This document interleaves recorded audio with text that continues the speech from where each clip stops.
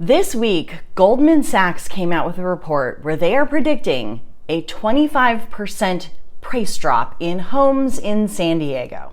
Let's read the actual headlines. As the Post reported, Goldman Sachs predicted earlier this month that 4 cities, San Jose, California, Austin, Texas, Phoenix, Arizona, and San Diego, will see price declines of 25% from recent highs, a drop that will rival 2008. Well, I see something like this, and I want to understand where that's coming from, what else they said, and does the headline actually hold any water? So let's dive into that. Before we get started though, I would be super appreciative if you would click the little subscribe button and the little bell next to it so that you get notified when I put out new content. All right, thanks so much for watching. Let's dive in. One of the statements that Goldman Sachs made was that overheated cities like San Diego are going to see a peak to trough decline of 25%. Now, the most important thing in that sentence is not 25%. It is peak to trough. And the reason for that is that there are so many different ways to report home price numbers, whether they're going up or down or whatever. Most of them do not report on peak to trough. They report on year to year. So they'll compare this month this year to this month last year. They'll compare the total of everything that's happened this year to everything that happened last year in the same time period. But they don't report peak to trough, because peak to trough is usually like spring to December or January. They don't report that. It's not a thing. So the fact that Goldman Sachs is saying that is super important, and here's why. In this chart, you can see that prices peaked in May of 2022. And as I'm filming this at the end of January, they're down around 15% across the county. But if you compare this time this year to this time last year, they're really actually just flat. Like there's really not that big of a difference. Now, when 2008 happened, that 25% decline or more, that actually happened year over year. But it also took a couple of years. So there would be a big decline year over year, each year for 3 years. It all added up to 25%. So right now, we're looking at 0%. No big change so far. Now, the Goldman Sachs strategist also said the sharpest declines in the US housing market are now behind us. And we suspect that existing home sales could decline slightly further, but will likely bottom out in Q1. Well, here we are. We're in Q1. So have they bottomed out, or should we expect more?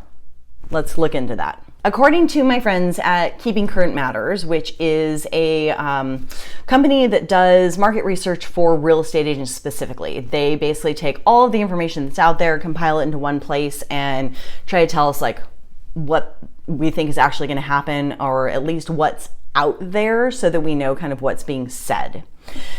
They recently did a study just for us in San Diego. They actually came here to San Diego and gave a presentation and specifically looked at the price declines that were happening last year. And you can see there were a couple of large declines month over month. And then they started getting smaller month over month. And they didn't have data past this point, but it looks like they're about to start going positive again, right? Like, you know, it doesn't look like they're still going down. And if you actually look at this Case-Shiller report, which is also another big name in real estate data, it kind of shows the same thing. And now we're heading into the spring market. And guess what happens every spring?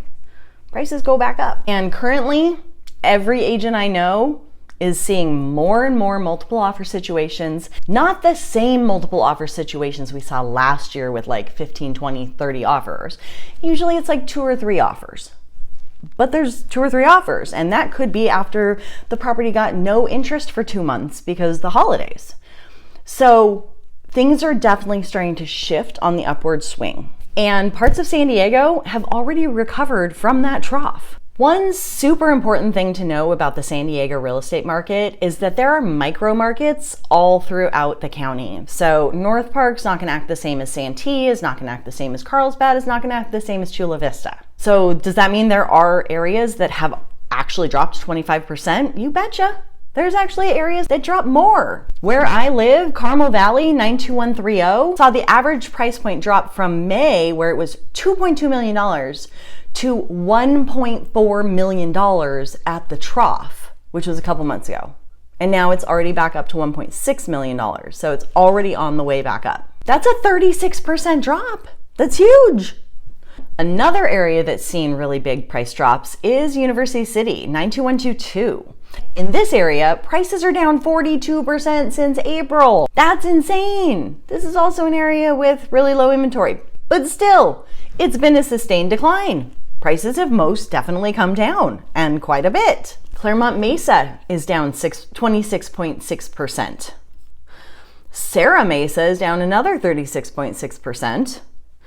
And the luxury market has been hit really hard, with Rancho Santa Fe being down 53%.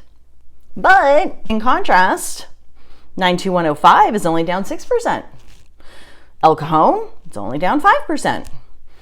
Scripps Miramar, 92131, it dropped 35% from July to November, but it's already back up to the July values. So yeah, not really that big of a deal, right?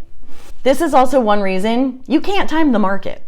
There's no way to know how your specific area that you're looking in is going to react. Will it react the same as the entire market? Will it do its own little thing? We have no idea.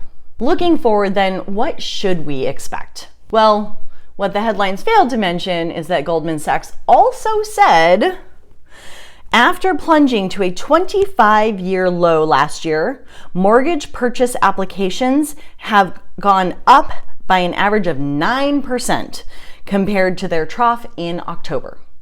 So mortgage purchase applications is important because that's an indicator of how many people are planning to buy. So if they're up 9%, that means there are more buyers coming into the market, which is exactly what we're seeing. I've seen it. Every agent on our team has seen it.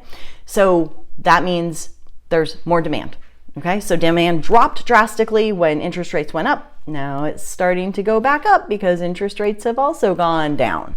And those buyers who are coming back into the market right now, they get to benefit from the lower prices and from the sellers who are willing to give them concessions, do things such as pay for their closing costs, pay for repairs, maybe even pay for an interest rate buy down so they can have an even lower rate. And they're smart to be looking now because each spring prices go up. It's just what happened. Prior to the pandemic, from 2017 to 2019, prices went up from the trough in the December-January timeframe to the May to July timeframe, 8 to 13%, each of those years. So assuming we see that again this year, we're likely going to make up most of the losses in this coming spring market. But don't get too excited, because prices will then also decline at the end of the year like they do every year. So I would expect this year to end up flat or maybe even a little bit down year over year. But going forward, as interest rates continue to drop, and they will continue to drop because at some point the Fed is going to overcorrect and we'll be in a recession, and then they'll have to start dropping the interest rate and rates will drop even more. As soon as that happens, more and more buyers come back into the market. So demand keeps going up. Meanwhile, the supply of homes on the market has been decreasing since 2013. Every year, fewer and fewer homes have been coming on the market. So right now, it looks like there is more inventory because there is technically more homes sitting on the market, but it's because they're sitting longer, not because there's actually more homes coming on the market. And the reason for that is that sellers have 2.5%, 3.5% interest rates. They don't want to give that up. They don't want to go buy a more expensive house at a more expensive rate and give up what they have. They'd rather just stay put. Also, as we go into a year where there are recession concerns, people are going to be a little more hesitant about selling their home. On top of that, new home builders are already cutting back on what they're building because of their recession concerns and because demand has dropped off. So there's nothing out there showing me that there are going to be more homes on the market, so more supply, but demand is going up. So if supply stays the same or down and demand goes up, what happens? Prices go up.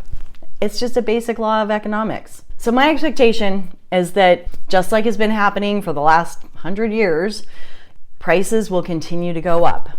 When? I would guess by 2024, we'll start seeing prices go back up again. Are they going to go back up 30-40% year over year again? I don't think so. I think we've gotten so high that that's not sustainable. But will they go up 3 to 5%? Sure. Might do that for a few years. That's all I've got for you for today. If you found this at all helpful, please give it a thumbs up so more people can find it also. And check out my next video.